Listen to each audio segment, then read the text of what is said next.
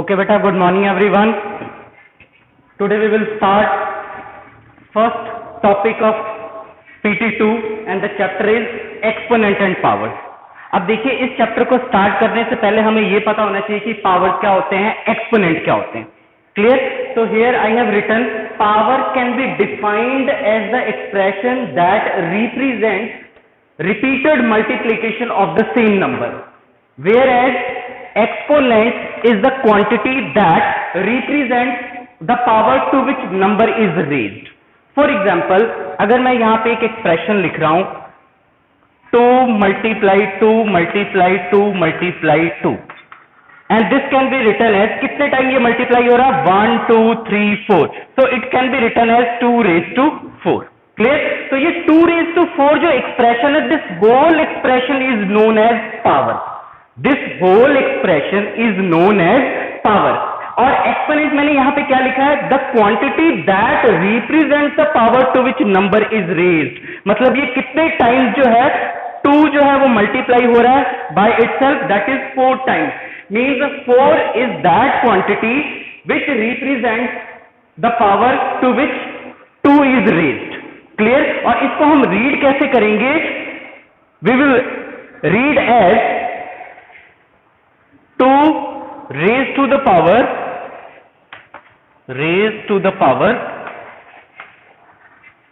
4. Right? हमने इसको read कैसे करना है? 2 raised to the power 4. अब इसमें फॉर एग्जांपल कोई भी अगर हम जनरल एक्सप्रेशन ले लें, जैसे मैंने यहां लिख दिया x raised to a. Right? अब x raised to a क्या है? This whole expression is known as power. This whole expression is known as power. और इसमें से जो x है, ये x इसे हम कहेंगे base. This is known as base. और ये जो जितना नंबर रेज हुआ है, this is known as exponent. This is known as exponent. Clear? So this whole expression is known as power, where x is called base and a is called exponent. Right? तो ये concept है आपका power and exponent का. Clear? Next हम करेंगे power with negative exponent.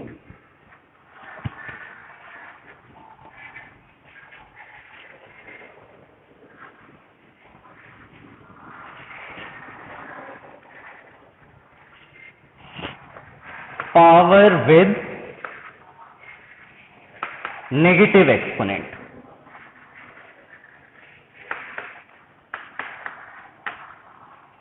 इसमें हमने discuss करना है पावर जिसका एक्सपोनेंट जो है वो नेगेटिव होना चाहिए.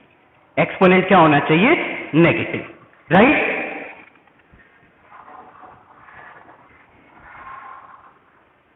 सो write down for any non zero integer a, for any non zero integer a. यहां पे a क्या है? This is a non zero integer. Means integer में जीरो भी होते हैं, लेकिन यहां पे मैंने लिखा नॉन जीरो इंटीजर. a जो है that should be non zero. Clear? a should be non zero. a raise to minus m is equal to 1 over a raise to m. a raise to minus m is equal to 1 over a raise to m, where m is a positive integer.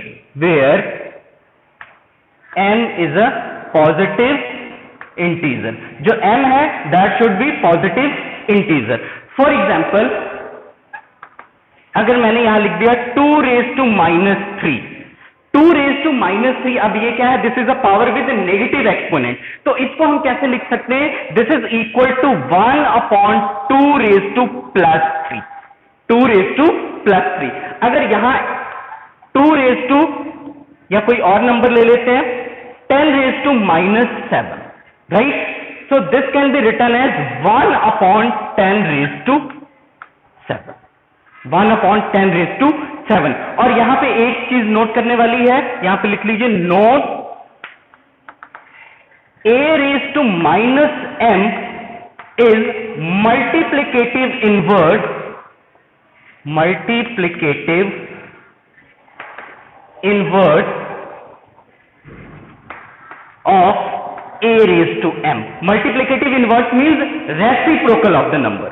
Multiplicative inverse क्या है? Reciprocal. Right अब देखिए जैसे यहाँ पे a raised to minus m है, ये क्या है? This is the multiplicative inverse of a raised to m. अगर आप यहाँ लिखें a raised to m तो इसका मल्टीप्लिकेटिव इनवर्स क्या होगा? इसका रेसिप्रोकल, तो ये किसके इक्वल होगा? 1 upon a raised to m.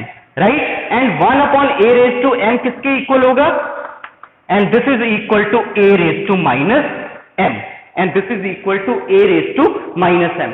Therefore, a raised to minus m is called multiplicative inverse of a raised to m.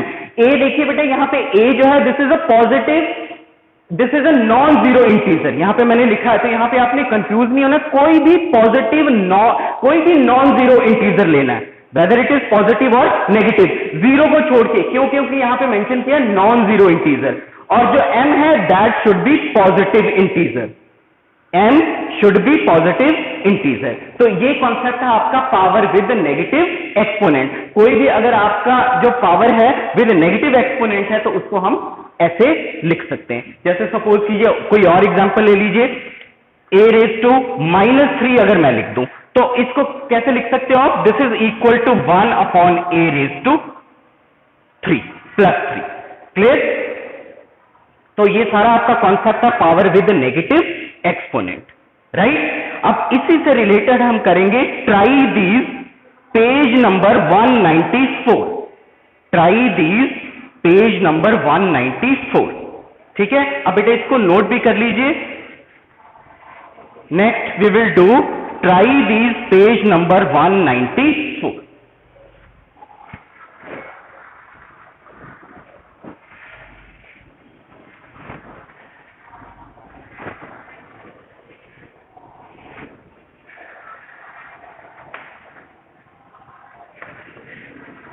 Page number 194.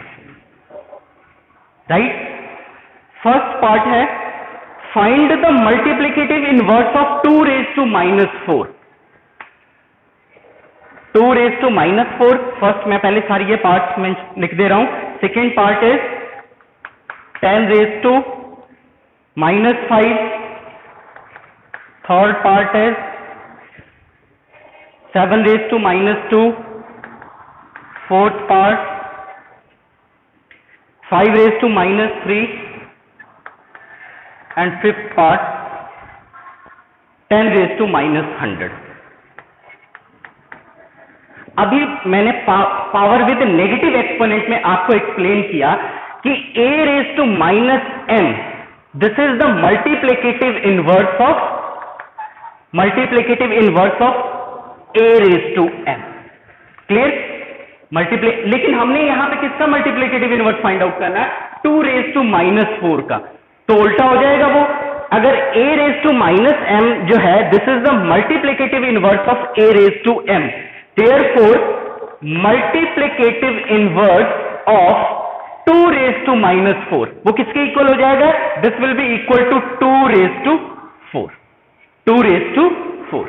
Right? इसी तरह सेकेंड आप फाइंड आउट कर सकते हैं multiplicative inverse of 10 raised to minus 5. This is equal to 10 raised to plus 5. Right? Similarly multiplicative inverse of 7 raised to minus 2 is equal to 7 raised to plus 2. ठीक है, ये देखिए जैसे मैंने यहां एक्सप्लेन किया a raised to minus m is the multiplicative inverse of a raised to m. तो इसी तरह जो a raised to m का जो मल्टीप्लिकेटिव इनवर्स क्या होगा? Multiplicative inverse b a raised to m, this is the multiplicative inverse of अब यहां देखिए a raised to minus m का क्या है? This is the multiplicative inverse of a raised to m. तो इसी तरह आप नेगेटिव एक्सपोनेंट है multiplicative inverse of a raised to m. अगर इसका आपको मल्टीप्लिकेटिव इनवर्स फाइंड आउट करना हो तो वो किसके इक्वल होगा? This is equal to a raised to minus m. ठीक है, इसी तरह अगर पॉजिटिव है तो उसका जो एक्सपोनेंट है वो नेगेटिव हो जाएगा. अगर वो नेगेटिव है तो उसका एक्सपोनेंट क्या हो जाएगा? पॉजिटिव हो जाएगा. Only in case of multiplicative inverse. ठीक है, मल्टीप्लिकेटिव इनवर्स हम उसका रेसिप्रोकल फाइंड आउट करते हैं, right. Next is multiplicative inverse of 5 raise to -3। 5 raise to -3 is equal to 5 raise to +3। Next fifth part, multiplicative inverse of 10 raised to -100 and this is equal to 10 raised to +100। Clear?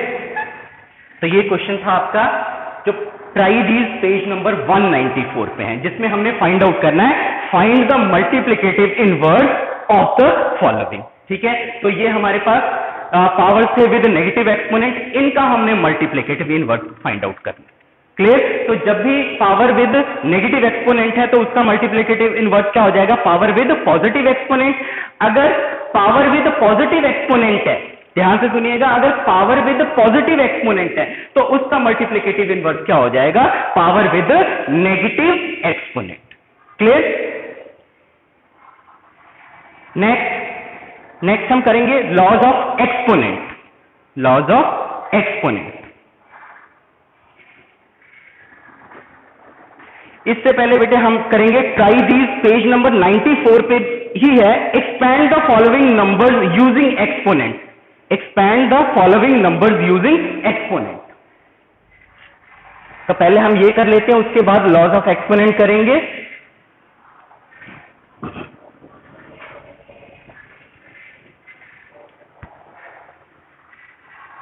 Try these page number 94। Decimal number को आप जैसे expand करते हैं वैसे आपने previous classes में किया हुआ है, लेकिन हम यहां पे करेंगे यूजिंग एक्सपोनेंट, मतलब एक्सपोनेंट को यूज करना है हमने। First question we have 1025.63 0.63 1025.63, right. तो ये डेसिमल नंबर है, इसको हमने एक्सपैंड करना है यूजिंग एक्सपोनेंट। क्लियर? तो पहले हम सिंपल एक्सपैंड करते हैं जैसे हम प्रीवियस क्लासेस में करते थे, फिर उसके बाद हम एक्सपोनेंट यूज करेंगे। So it can be expanded as 1 multiply, ये देखिए 1 कौन सी प्लेस पे है? 1000 पे, तो 1 मल्टीप्लाई 1000 प्लस 0 मल्टीप्लाई 100। क्यों? क्योंकि 0 100 प्लेस पे है। 2 जो है प्लस 2 मल्टीप्लाई 10, क्यों? क्योंकि वो 10th प्लेस पे है, प्लस 5 मल्टीप्लाई 1, राइट, प्लस 6 जो है वो 10th प्लेस पे है, तो ये क्या होगा? 6 मल्टीप्लाई 1/10 प्लस 3 जो है 100th प्लेस पे है, तो 3 मल्टीप्लाई 1/100। क्लियर? ये तो हमने सिंपल जैसे प्रीवियस क्लासेस में हम करते थे वैसे एक्सपैंड कर दिया, लेकिन हमने यहां पे यूज करना है एक्सपोनेंट। अब देखिए इसको हम क्या लिख सकते हैं? 1 multiply 1000 can be written as 10 raise to 3, क्योंकि 10 को आप 3 टाइम्स मल्टीप्लाई कीजिए तो वो क्या आएगा? 1000। तो 10 is multiplying by itself 3 times, so 1000 can be written as 10 raise to 3, and then plus 0 multiply 10 raise to 2 plus 2 multiply 10 raise to 1 plus 5 multiply 1। अब देखिए यहां पे 1 हमने लिखा हुआ है, ठीक है, वैसे आप यहां लिख सकते हैं 10 रेज टू 0। क्यों? क्योंकि किसी भी नंबर का अगर एक्सपोनेंट 0 है तो उसकी वैल्यू कितनी होती है? 1। Clear? Any number having exponent 0 is equal to 1। ये आपने 7th क्लास में भी पढ़ा हुआ है कि किसी भी नंबर का अगर एक्सपोनेंट 0 है तो उसकी वैल्यू किसके इक्वल होती है? 1। हम ये 8th क्लास में भी करेंगे। तो आप इस 1 को जो है 10 रेज टू 0 लिख सकते हैं, क्योंकि यहां पे लिखा हुआ है using exponent, right, using exponent. Otherwise आप इसको 1 भी रहने दे सकते हैं, ठीक है। 1 की जगह पे आप 10 रेज टू 0 भी लिख सकते हैं, या 1 जो है उसको एज इट इज आप रख सकते हैं, right. So this is equal to 5 multiply 1, यहां पे मैं 1 को एज इट इज रहने दे रहा हूं, आप 10 रेज टू 0 भी लिख सकते हैं, प्लस 6 मल्टीप्लाई, अब देखिए 1/10 अभी हमने किया पावर विद नेगेटिव एक्सपोनेंट, तो 1/10 is equal to 10 raise to -1, is equal to 10 raise to -1 plus 3 multiply ये 1/100 जो है वो उसको आप क्या लिख सकते हो, 1/100 को 1/10 रेज टू 2, राइट। और अभी हमने पढ़ा पावर विद नेगेटिव एक्सपोनेंट, तो 1/10 रेज टू 2 क्या हो जाएगा, 10 raise to -2। Clear? So this is the required expansion using exponent. Clear? So 1025.63 is equal to 1 multiply 10 raised to 3 plus 0 multiply 10 raised to 2 plus 2 multiply 10 raised to 1 plus 5 multiply 1 plus 6 multiply 10 raised to -1 plus 3 multiply 10 raised to -2. Clear? Next इसी का second part है. Second part is 1256.49. Clear? And this can be expanded as 1 multiply 1000 because 1 is at 1000 place plus 2 multiply 100 plus 5 multiply. आप खुद भी इस question को जब अगर आपको फर्स्ट पार्ट समझ आ गया तो सेकेंड पार्ट आप इजीली खुद भी सिंप्लीफाई कर सकते हैं, खुद भी एक्सपैंड कर सकते हैं, तो आपने खुद ट्राई भी करना है, right. So 1 multiply 1000 plus 2 multiply 100 plus 5 multiply 10 plus 6 multiply 1 plus 4 multiply 1 by 10 plus 9 multiply 1 by 100, right? Which is further equal to 1 multiply 10 raised to 3, simple, plus 2 multiply 10 raised to 2 plus 5 multiply 10 raised to 1 plus 6 multiply 1 plus 4 multiply 10 raised to -1। जैसे हमने previous part में किया वैसे ही same है, कोई change नहीं है, plus 9 multiply 10 raised to -2। Clear? सिर्फ ये है कि आपको जो पावर विद नेगेटिव एक्सपोनेंट है उसका कॉन्सेप्ट आपको क्लियर होना चाहिए, तभी ये पावर विद नेगेटिव एक्सपोनेंट जो है आप इजीली जो है उसको कर सकते हैं। क्लियर? तो 1256.49 in expanded form is equal to 1 multiply 10 raised to 3 plus 2 multiply 10 raised to 2 plus 5 multiply 10 raised to 1 plus 6 multiply 1 plus 4 multiply 10 raised to -1 plus 9 multiply 10 raised to -2. Clear? So these are the required answers. ठीक है, ये part 1 जो है उसका answer ये है, part 2 का answer ये। क्लियर? आप इसको नोट कर सकते हैं।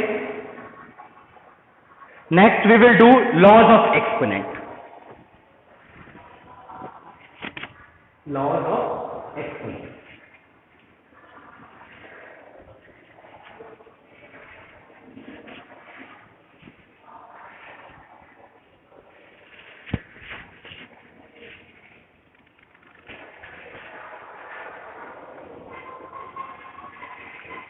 laws of exponent.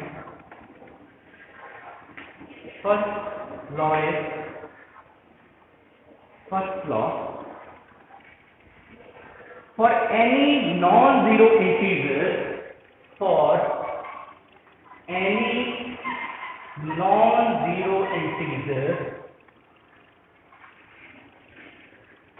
a raised to m multiply a raised to n is equal to a raised to m plus n, right? For any non-zero integer a raised to m multiply a raised to n is equal to a raised to m plus n, where m and n are natural numbers. Where m and n are natural numbers.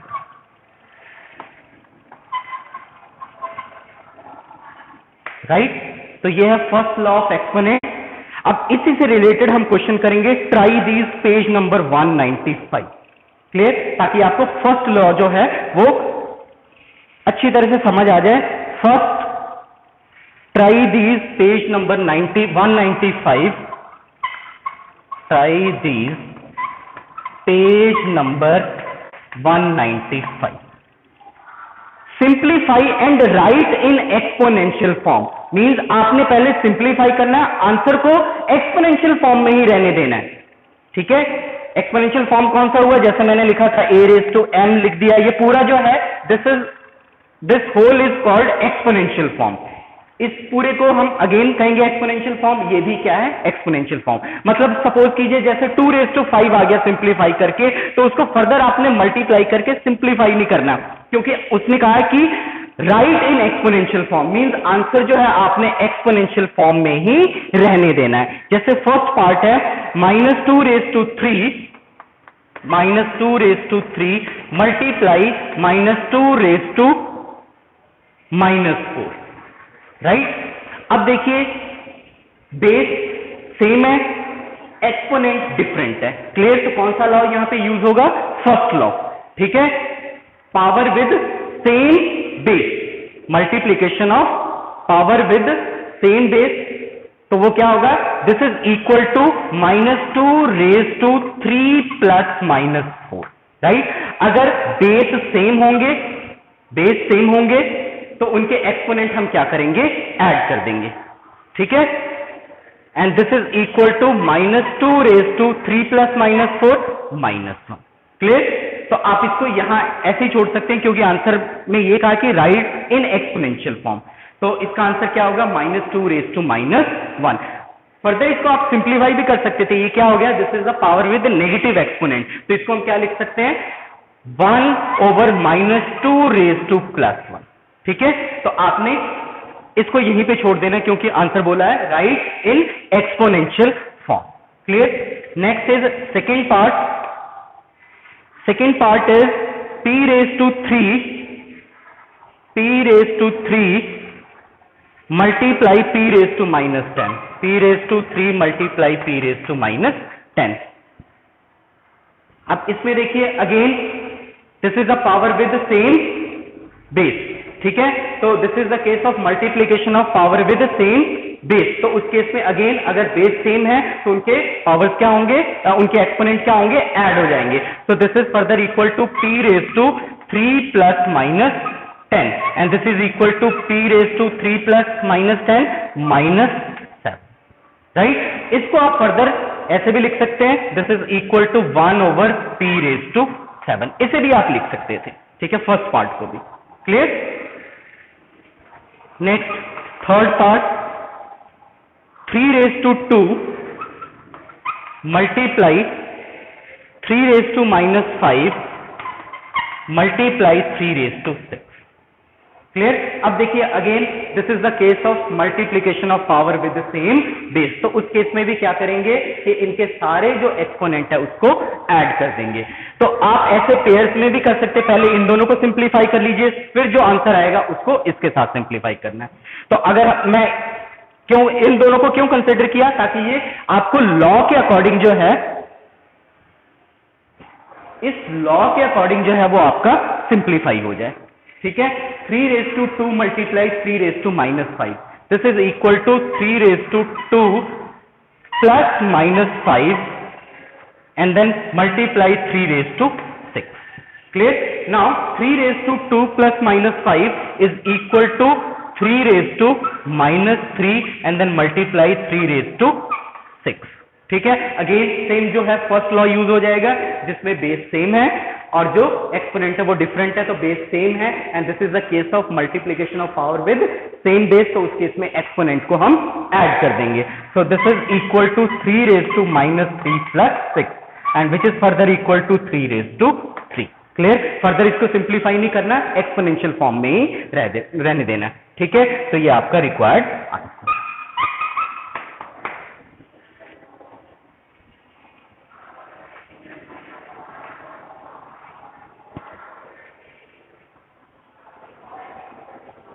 Next जो हम बाकी laws जो है करेंगे,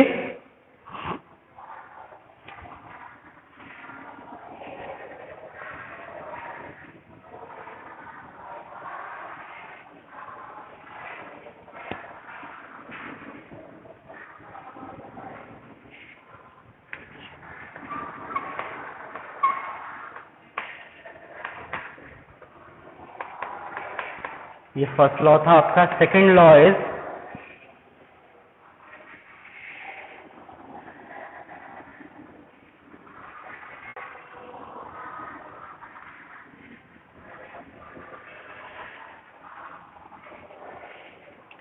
a raised to m divided by a raised to n is equal to a raised to m minus n. a raised to m minus n. Right? Second, this is second. Third is a raised to m whole raised to n. This is equal to a raised to m into n. यहाँ पे मैं आपको example दे देता हूँ. For example 3 raised to 5 over 3 raised to 7. This is equal to 3 raised to 5 minus 7 and this is further equal to 3 raised to minus 2. Clear? And third is a raised to m whole raised to n is equal to a raised to m into n. And for example, minus 7 raised to 2 whole raised to 3 is equal to minus 7 raised to 2 multiply 3 and this is equal to minus 7 raised to 6. minus 7 raised to 6. अब ये जो है negative की जो negative का जो exponent है वो इवन नंबर है तो आप इसको सिंपल 7 raised to 6 भी लिख सकते हैं. ठीक है, बट यहाँ पे मेन मोटिव मुझे इस लॉ को एक्सप्लेन करना है तो आप यहां भी आंसर जो है छोड़ सकते हैं. Next is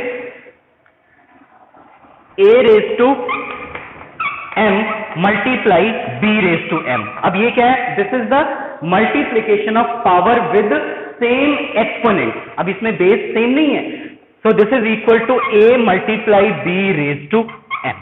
for example 3 raised to 2 multiply 4 raised to 2 which is equal to according to this law 3 multiply 4 raised to 2 means 12 raised to 2. Clear? तो ये है आपका fourth law a raised to m multiply b raised to n and this is equal to a multiply b means जो base है दोनों के basis को multiply करके जो एक्सपोनेंट एज इट इज लिख देना. Clear? For example 3 raised to 2 multiply 4 raised to 2 is equal to 3 multiply 4 whole raised to 2 and this is equal to 12 raised to 2. Clear? Next is a raised to m over a b raised to m. अब ये क्या है? This is the case of division of power with same exponent. ठीक है, इसमें जो exponent same है base same नहीं है so this is equal to a over b raised to m. Clear? For example 2 raised to 3 divided by 5 raised to 3 this is equal to 2 over 5 raised to whole raised to 3. Clear? So according to this law 2 raised to 3 divided by 5 raised to 3 is equal to 2 over 5 whole raised to 3. Clear? Where यहां पे आप साथ में लिख लीजिए where a and b are non-zero integers and m comma n be the positive